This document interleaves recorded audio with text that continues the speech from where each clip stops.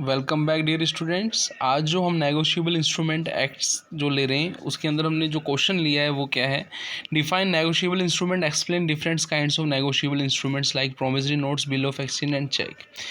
पहले हमें समझना होगा स्टूडेंट्स की नेगोशिएबल इंस्ट्रूमेंट्स का मीनिंग क्या है। नेगोशिएबल का मीन्स होता है ट्रांसफरेबल बाय डिलीवरी, और इंस्ट्रूमेंट्स का मतलब होता है रिटन डॉक्यूमेंट्स। तो नेगोशिएबल इंस्ट्रूमेंट्स क्या हुआ, ऐसा रिटन डॉक्यूमेंट्स जो ट्रांसफरेबल है बाय डिलीवरी के। अब हम नेगोशिएबल इंस्ट्रूमेंट एक्ट्स के अंदर यदि हम डेफिनेशन देखें नेगोशिएबल इंस्ट्रूमेंट्स की, तो डेफिनेशन क्या दी है एक्ट के अंदर, a negotiable instrument includes means a bills, promissory notes, bills of exchange and cheque.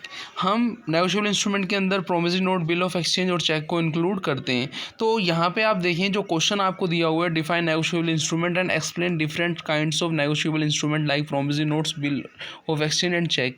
तो कहीं ना कहीं ये क्वेश्चन हमसे नेगोशिएबल इंस्ट्रूमेंट एक्ट्स के अंदर जो नेगोशिएबल इंस्ट्रूमेंट की डेफिनेशंस दी है उसकी डिटेल एक्सप्लेनेशंस को समझना चाहता है। तो हम यहाँ पे वन बाय वन, जैसे पहले हम प्रोमिसरी नोट्स को समझेंगे, फिर हम बिल ऑफ एक्सचेंज को समझेंगे, फिर हम चेक को समझेंगे। तो हम प्रोमिसरी नोट से शुरुआत करते हैं। सबसे पहले हम बात करते हैं कि पोजीशन क्या रहती है प्रोमिसरी नोट्स की। It is a return in A position of debtors, कि इसको लिखने वाला क्या होता है पर्सन, वो क्या होता है, डेटर्स होता है। डेटर्स का मतलब है देनदार, जिसने कुछ चीज़ उधार खरीदी और उसके बदले में उसको कोई पेमेंट करना है। अब हम बात करेंगे प्रोमिसरी नोट्स की प्रोसेस के अंदर जो पार्टी इन्वॉल्व रहती हैं।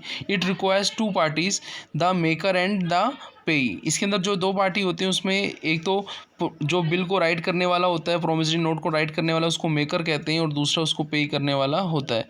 यहाँ पे हम देखें the promissory notes makers make unconditional promise to pay a specify सम, कि प्रोमिसरी नोट के अंदर जो अनकंडीशनल का मतलब है बिना किसी कंडीशंस के वो प्रॉमिस करता है किसी अमाउंट को पे करने का।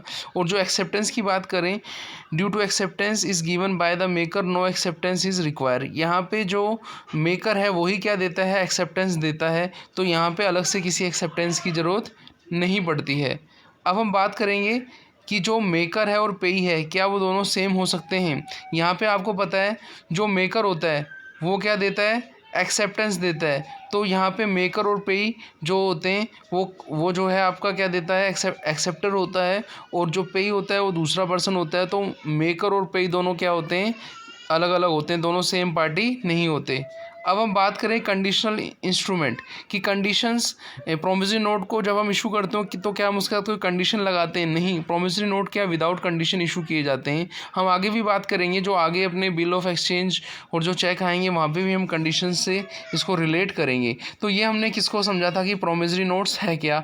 अब हम आगे बढ़ते हैं और अब हम जो बिल ऑफ एक्सचेंज है उसका राइटर कौन होता है। बिल ऑफ एक्सचेंज में जो पोजीशन होती है क्रेडिटर की, वो बिल के राइटर की होती है, वो बिल लिखता है।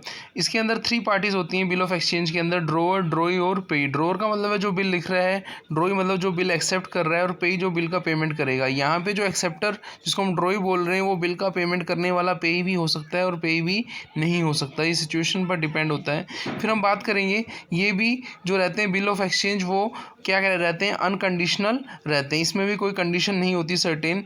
यहाँ पे एक्सेप्टेंस की ज़रूरत होती है। क्यों होती है, क्योंकि बिल ऑफ एक्सचेंज के अंदर जो एक्सेप्टर होता है वो दूसरा पर्सन होता है, और जो बिल लिखने वाला पर्सन होता है वो दूसरा होता है। तो यहाँ पे एक्सेप्टेंस की ज़रूरत होती है। फिर हम बात करेंगे कि in the case of bill of exchange जो पेई और ड्रोअर क्या सेम होते हैं। जैसे हमने बात की थी प्रोमिसरी नोट के अंदर पेई जो होता है और जो मेकर होता है वो सेम नहीं होते, जबकि यहाँ पे जो पेई और ड्रोअर जो होते हैं वो सेम पर्सन हो सकते हैं। हम अब बात करें कंडीशनल इंस्ट्रूमेंट। कोई भी प्रोमिसरी नोट कंडीशनल नहीं हो सकता, बट आप यदि उसकी एक्सेप्टेंस में कंडीशन देना चाहें तो वो कंडीशन बिल ऑफ एक्सचेंज के अंदर हो सकती है। Through bill of exchange can not be drawn conditional, कि बिल ऑफ एक्सचेंज कंडीशनली हम ड्रॉ नहीं कर सकते, बट जो एक्सेप्टेंस देने वाला बंदा है वो कंडीशन लगा सकता है। तो अब हमने यहाँ पे प्रोमिसरी नोट और बिल ऑफ एक्सचेंज को पढ़ा। थर्ड जो अपना जो चेक है अब हम उसे समझते हैं।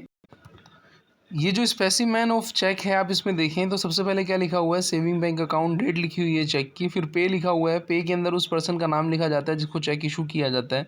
फिर उसी के नीचे रुपीज़ हम लिखते हैं, किसमें, वर्ड्स में लिखते हैं। फिर रुपीज़ हम फिगर के अंदर लिखते हैं। फिर अकाउंट नंबर होता है।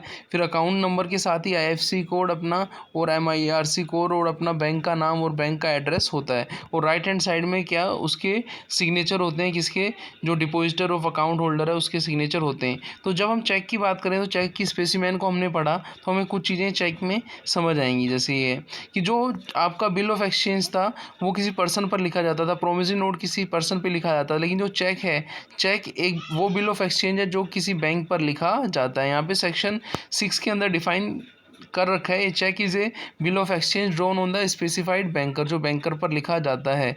यहाँ पे हम बात करेंगे कि जो चेक होता है वो कैसे बेटर है बिल ऑफ एक्सचेंज के अंदर।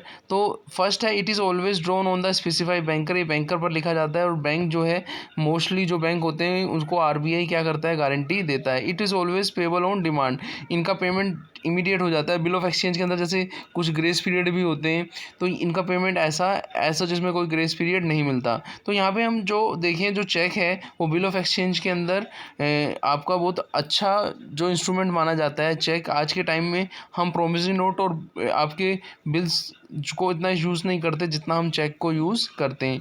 नेक्स्ट वीडियो के अंदर हम इन तीनों में डिफरेंस को समझेंगे। थैंक्स।